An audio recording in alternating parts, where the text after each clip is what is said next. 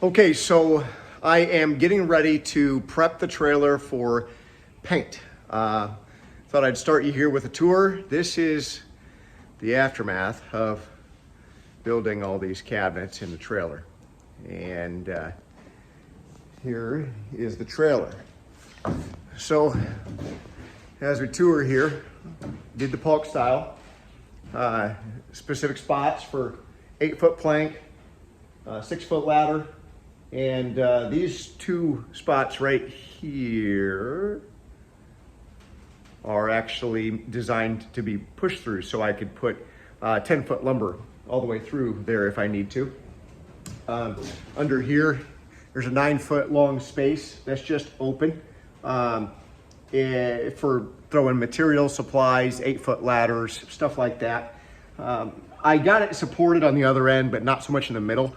I don't think I'll really need any support in the middle because this is actually just going to be support for my siding brake. It's going to sit on top of this workbench here. There's not really going to be very much weight going down the center of it. It'll really be supported on the outside edges. So decided to leave that open. And I'll start with this cabinet here. This is for a small part storage compartment. So you can slide it in there. This is a stop here. You can lift that up there, pull it out. And I built this floating shelf in. This will float right over the top of the siding brake. This will make it so you can pull things out of here, set it here, open it up, grab what you need, and then put it back in here. Just kind of a little bit of a workbench there. Right next to this one here, I've got slotted tool storage. So I'll primarily will have like nail guns in this area. These ones are about 14.5 inches deep. So perfect size for nail guns or similar things to that. Not really good for reciprocating saw or caulk guns, which are the two things that I haven't figured out where I'm gonna put them yet. I'm thinking I might do PVC pipes as holsters for them and just mount them on the wall somewhere, but haven't figured that part out yet. This area is open here for my handle for my brake, because my brake is the kind that bends down like this. So I've got a space open for my handle here. And then once I get the brake in there and see what kind of space is left above the handle, I might put another set of storage right in here, or do like maybe drill clips where the battery clip will clip in here and hang from here, as long as it doesn't get in the way from the brake handle. This cabinet here is set up. This is a 12-inch by 12-inch opening that houses my Makita battery-operated shop vac and more miscellaneous tool storage. But it is, both of these units are modular. So if I need to use this space for something else, like say I want to throw plates and forks and cups in here, I could just remove these and put that stuff in here, and each one of these areas will have a stop. So if I need to adjust the modular sizing, I just unscrew this and when I'm done, put it back on, and these will stay nicely intact. And this space is designed for a microwave, and this is a mini fridge. This area here is kind of a catch-all. I'm gonna back up and get a view of it.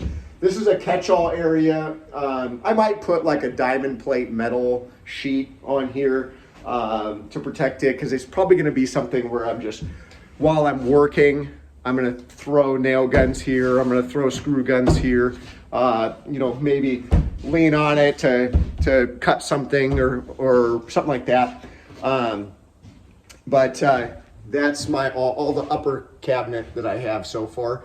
I haven't done upper cabinets on the other side.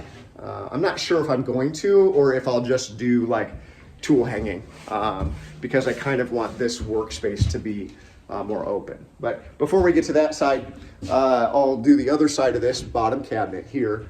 I've got spots slotted right here to where you can shove Kleenex boxes and latex glove boxes. These are little kind of shelves that slide out. I don't know that I'll ever need them to slide out, but I'm primarily going to keep these for those little 5-pound boxes of screws and nails. so I'll be able to see the front of them. This lip will catch them and keep them in there. And then if I need to grab one full, then I can just slide this out. Or I'm sure it'll be just as easy to just grab the 5-pound box and pull it out. So there's 1, 2, 3 of those that slide out, and then the bottom one is fixed, of course. On the other side here, this space here, I haven't decided what to do yet. I was kind of wanting to start using the trailer before I make the decision on some of these smaller items or smaller spaces. So I could do shelves here with access to like spray cans, WD-40, stuff like that. Or I could do holsters for my caulk guns right here, stuff like that. I'll figure that out later. This right here, as you can see, I'm standing now right outside the trailer, and this is easy access right here. So this stop is actually going to hold bins. This stop here is going to hold bins that are filled with caulk. So I'll be able to grab the caulking that I use most frequently, like a clear or a white.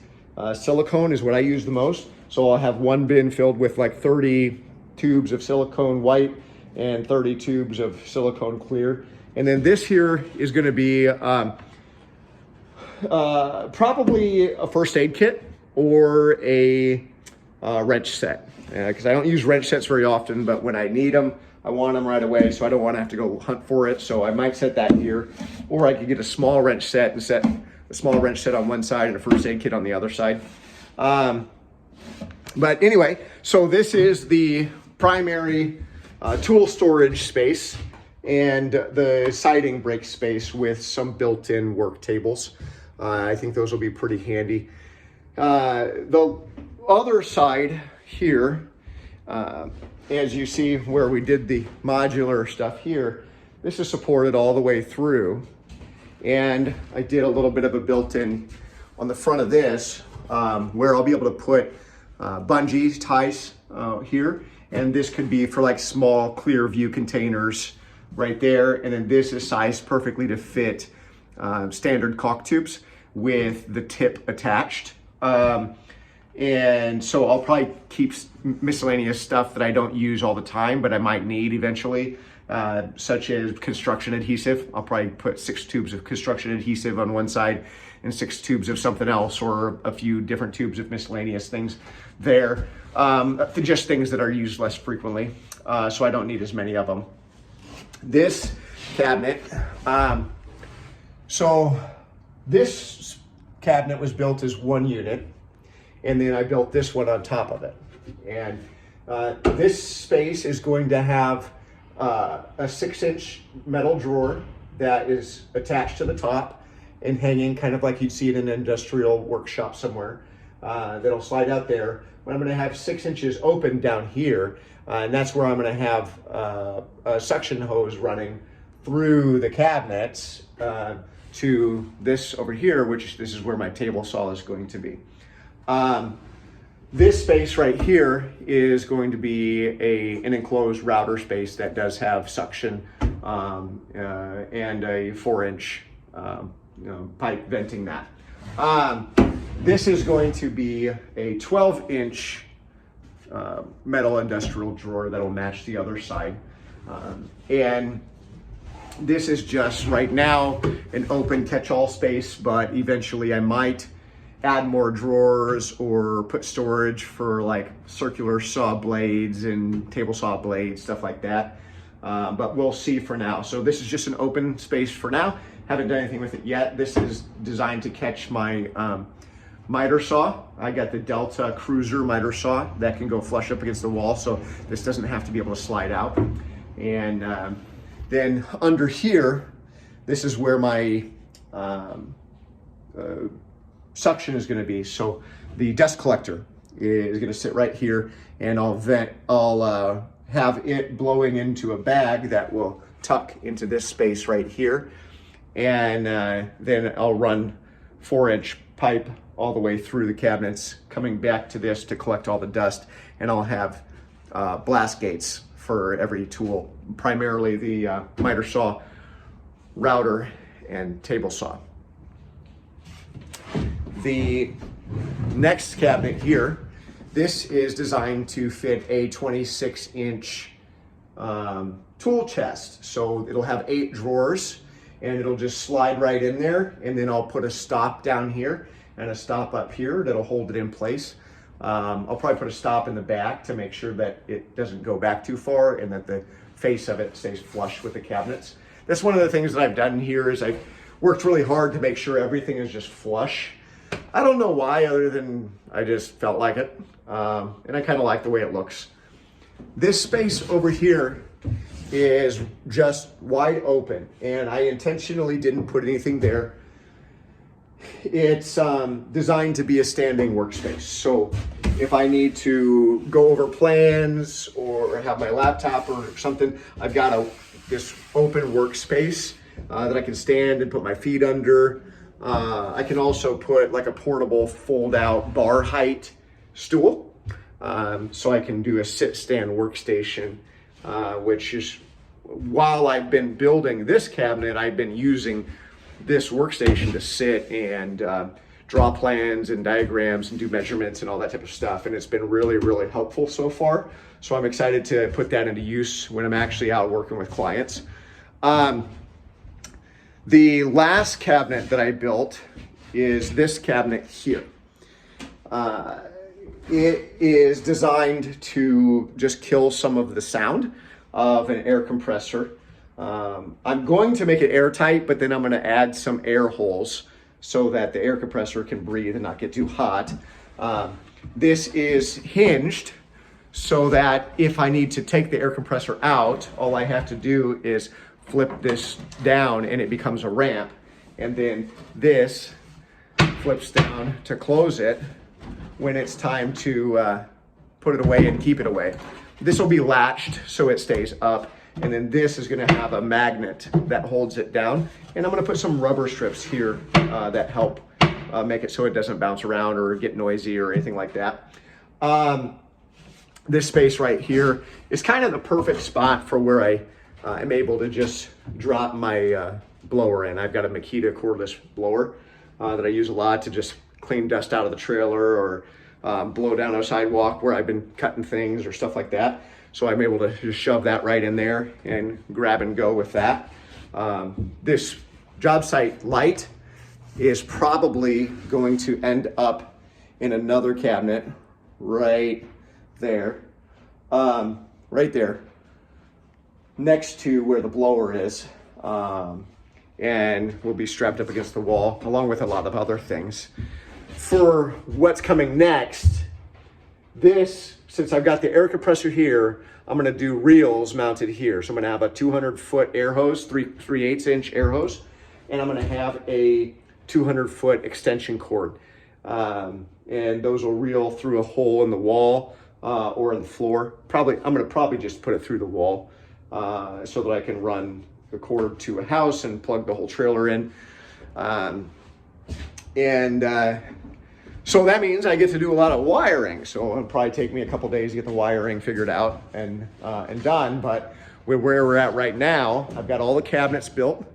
And I am finishing, I'm gonna probably seal up these walls. I put on this wall here, to just make it look nicer, I installed 1/4-inch plywood on top of the original plywood. I think I'm gonna probably do the same thing on this side, just so that you don't see the seams. It'll look really nice. A lot of people ask me, like, why are you paying so much attention? Like, why are you putting butcher block workbenches in a work trailer and all that type of stuff? Well, because I want to. I like it.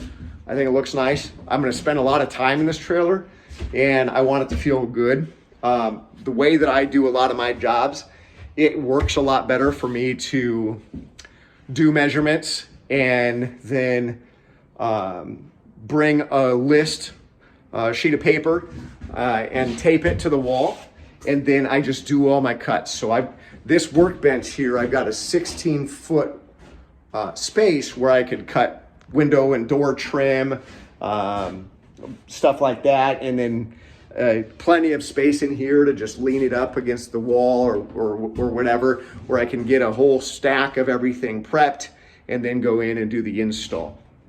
And I've been analyzing how I work a lot of times, and before I had a trailer, there'd just be so many times where I maybe I did a big job, but then I needed to do some trim carpentry to touch it up or to finish it or whatever.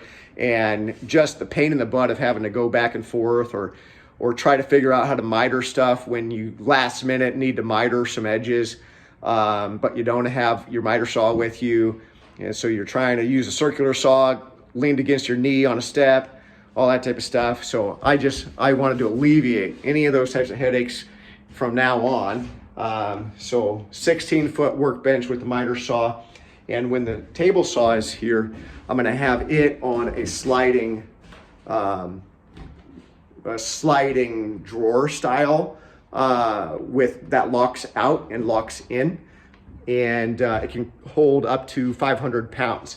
So I'll be able to slide the table saw out and be able to rip up to 4-foot wide boards without having to take the table saw out of my trailer. And this workbench will act as an outfeed for all that lumber. So anyway, right now I'm going to finish prepping these walls so that they look really nice. And I've got one of my painters coming tomorrow who's going to prime and paint all of the cabinets and all the walls. So the next update will be after painting is done, and as I'm preparing for electrical. And then after that, I'll have to do the installs of hardware, like the slides for this, and the hinges for the air compressor cabinet, all that type of stuff. So if you're interested in this, please like it, share it. If you have any comments for how I could make it better, please post those below.